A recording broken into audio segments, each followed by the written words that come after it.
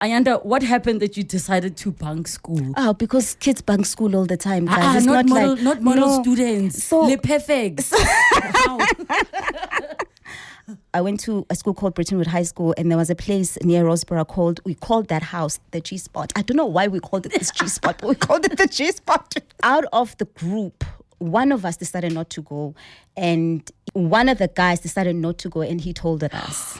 Mpimpi. Yeah, it was Mpimpa. And that was his claim to being a prefect, because that's how he got that position. 702. The upside of failure. Sometimes failure is the foundation of greatest success stories. And this is so exciting that we finally get to meet in person Ayanda Borotho, actress and author. Welcome to 702 Afternoons. Thank you so much for having me. It is Ayanda Borotho. Oh, I don't leave out the Borotho. Okay. No, now we need to know. Okay. So I want to jump straight into you growing up. I mean, we see the success version of you. Yeah. For those that don't know, you do some other work as well in the activism space. You speak up so much, particularly where women are concerned when it comes to gender-based violence and any kind of discriminations in that regard. But prior to you being this person who has found her voice, so much so that she was able to author a book, let's go back 5, 6, 7 years old, your earliest memories. What did failure mean to you? What was the messaging in the household about failing? Disappointing your parents. That was what failure was for me, disappointing my parents. Actually, when I think about one of my biggest failures, that came at a time when I was in high school. Okay, my daughter's here. So.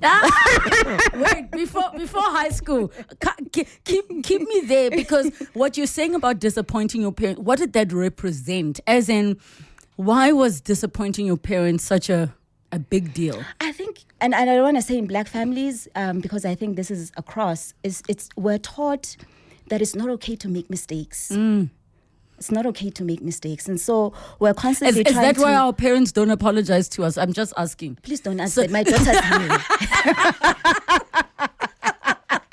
Baby, no, they're not supposed to apologize to you. Now, just so you know, they're not supposed to apologize. But I love that you hit the nail on the head, because it also just speaks to, how we were raised, which made things exceptionally difficult. Like being able to just call and say, yo, mama, I messed up. What can I do? You would not call mama for messing up. So you're saying you were not allowed to make mistakes. And I think it was a general thing. It's a general thing with most of us. We just grew up not, mistakes were gravely. Like, that would send you straight to hell. And it didn't matter how small the mistake was. Like, you'd be so scared of even breaking a glass. And you're like, guys, I didn't see it. And that hiding that came after. Oh. Right? So I think, for me, what really failure was growing up was just not being able to make a mistake and disappointing my parents. So how did then you approach, that red mark that said B or C or 60 or 50 or 40%, whatever failure was to you? Because I also recognize failure was not just this is what the pass mark is. Failure is the potential that your parents see in you. So if you were constantly getting A's, when you weren't getting an A, maybe that also was a disappointment. The thing is, I was constantly getting A's. So, and I think that's the problem with me, and I think probably is why this question is a little bit difficult, because I was such a model student. I was such a model child. I was an A student. I constantly kept it there. I was athletic. I participated in cultural activities.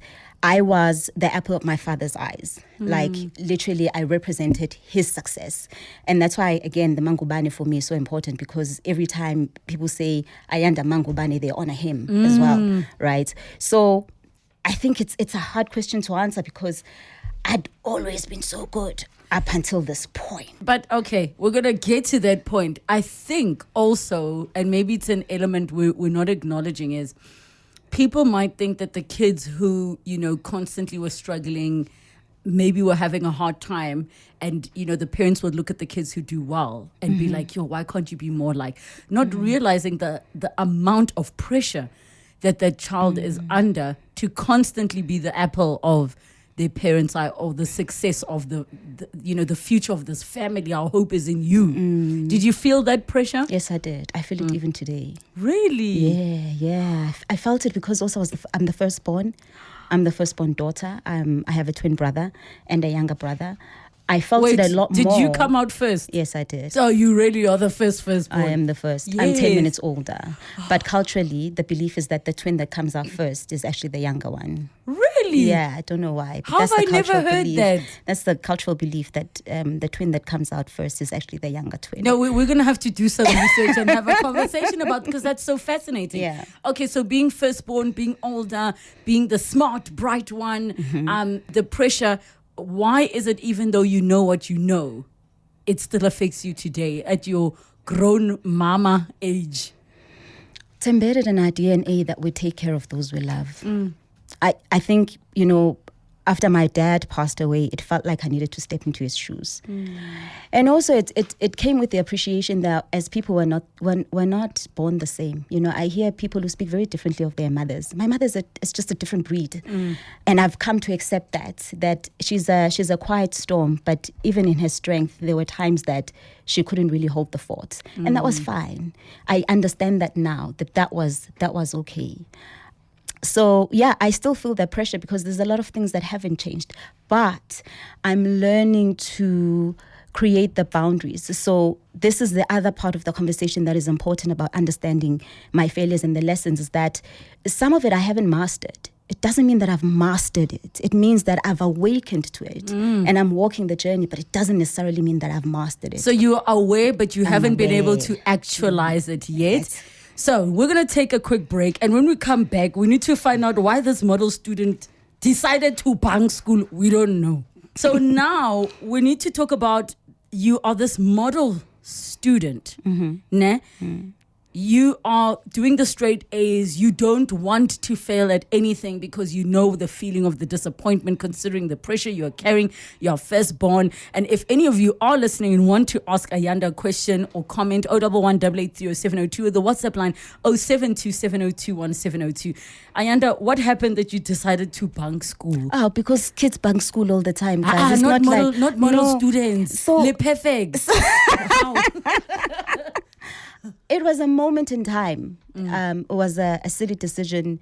My friends and I would finish writing exams. Were you the instigator, or did somebody No, say, somebody else instigated it, and it was like, guys, do we really like Sine Africa? Are you serious? We are really going to school, and so we're like, there was a place. I went to a school called Brittonwood High School, and there was a place near Roseboro we called that house the G Spot. I don't know why we called it this G Spot, but we called it the G Spot. I think we meant the good spots. Yes. Right? Yes. So that's where we went, and out of the group, one of us decided not to go, and he was also in line to be a prefect. So this was in grade 11. Yes. And we're all preparing for, being chosen to be prefect or head girl or deputy head or whatever it was. And one of the guys decided not to go, and he told us. Mbimbi. Yeah, it was Mpimpa. And that was his claim to being a prefect, because that's how he got that position. Listen, my man, you are fine live. And because I still remember the name, I'm just going to oust him. Straight. Kumsan.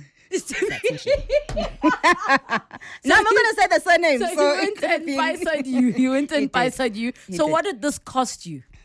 This cost me the position of deputy head girl, which really disappointed my teachers, who loved me, who adored me. But most of all, it disappointed me.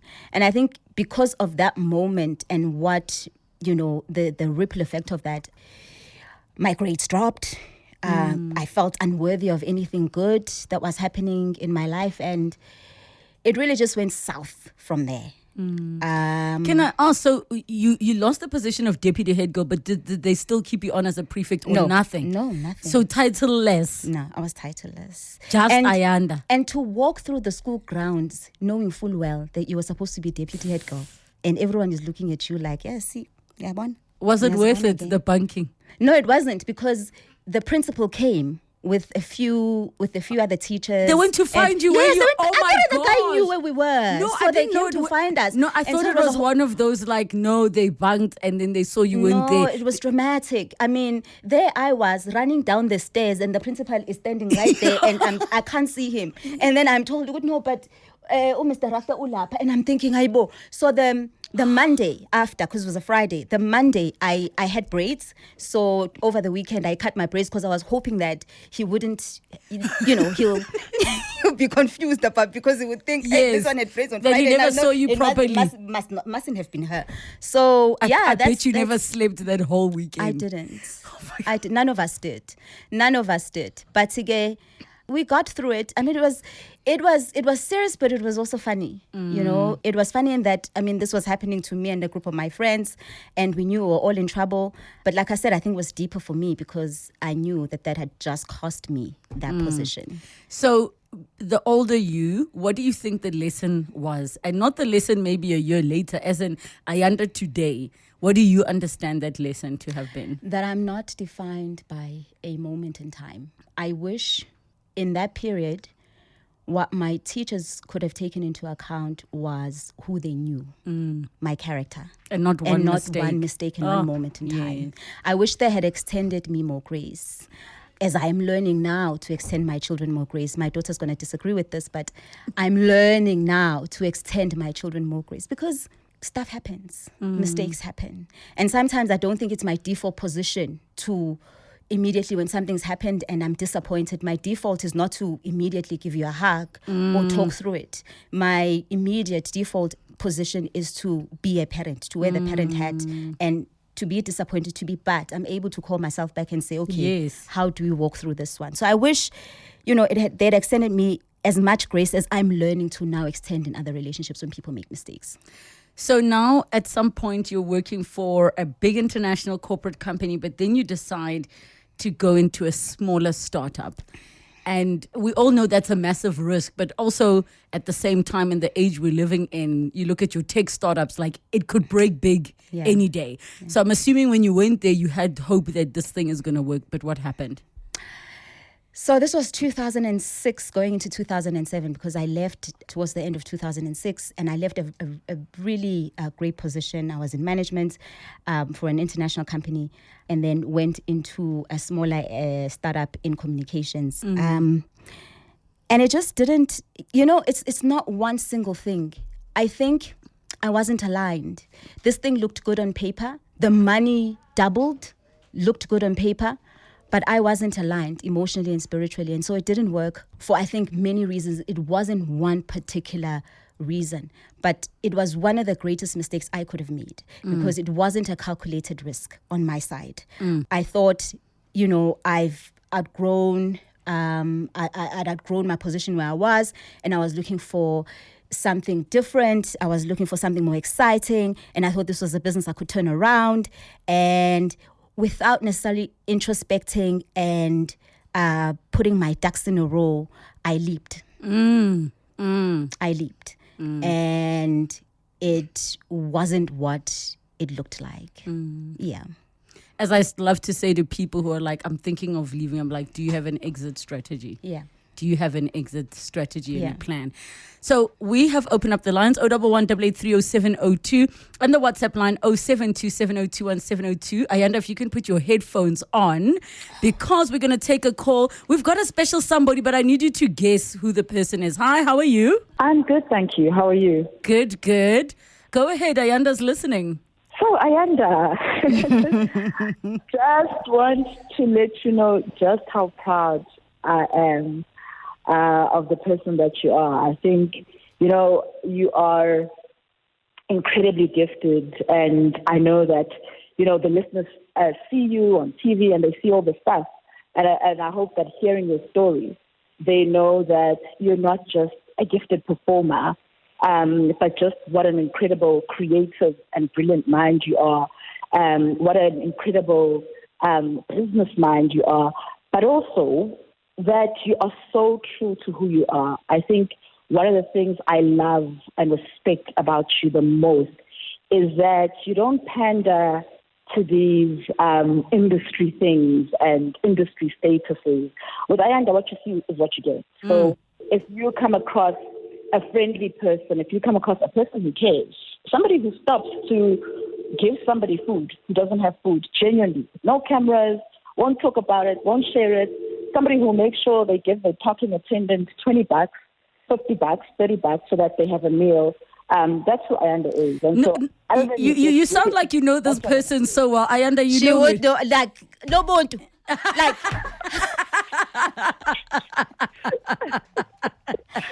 the thing is, she's supposed to be in a meeting. She's not supposed to be listening to this interview because when the last time I spoke to her, she was in a meeting from 1 until 2. So I'm just like, so when I first heard the voice, I was like, nah, it's just can't be. But there's only one person who says stuff like that, and that's Nobuntu, and who pronounces gifted the way Nobuntu does. So yes, only Nobuntu speaks like that. Nobuntu, I mean, you are sharing some fantastic things about Ayanda here as her best friend and business partner. And just listening to the things that she said, that she also holds herself to such a high standard. Be honest, is it ever to her detriment? Because I also need to challenge her on that. Is she sometimes unkind to herself? Look, I think she's hard on herself. She pushes herself hard. She doesn't always allow people to be there for her, and she doesn't always allow stuff to just crumble so that somebody else can pick it up, you know. So sometimes it's to her detriment. And also, you know, one of the things I suppose we learn in life is to still be ourselves even when people disappoint us. So she'll always, you know, she's a generous spirit and a generous heart and a generous soul. So she'll always come like that. Sometimes it'll hurt her, but she won't stop. Why won't you That's stop? the part where it's to her detriment, but Yes. I don't think she should stop that part. What I do think is to her detriment is not allowing other people to properly, fully show up for her. And because she carries everybody else so much. So I think, yeah, that's the one thing. Look, I truly resonate with what she's saying because I read a quote recently that said allowing others to help and support you is a form of self-care, which I'm trying to implement. Yeah. But following what Nobuntu has said and our conversation, what are your final thoughts on, you know, failure? It's a stepping stone. It's about how you see it, I think. See it half full. When you feel like you're buried, it doesn't necessarily mean you're buried. Maybe you're planted. And that's something that I've had to teach myself to understand, okay, in this season where I'm feeling buried, am I really buried or am I planted? And if I'm planted, what am I planted for?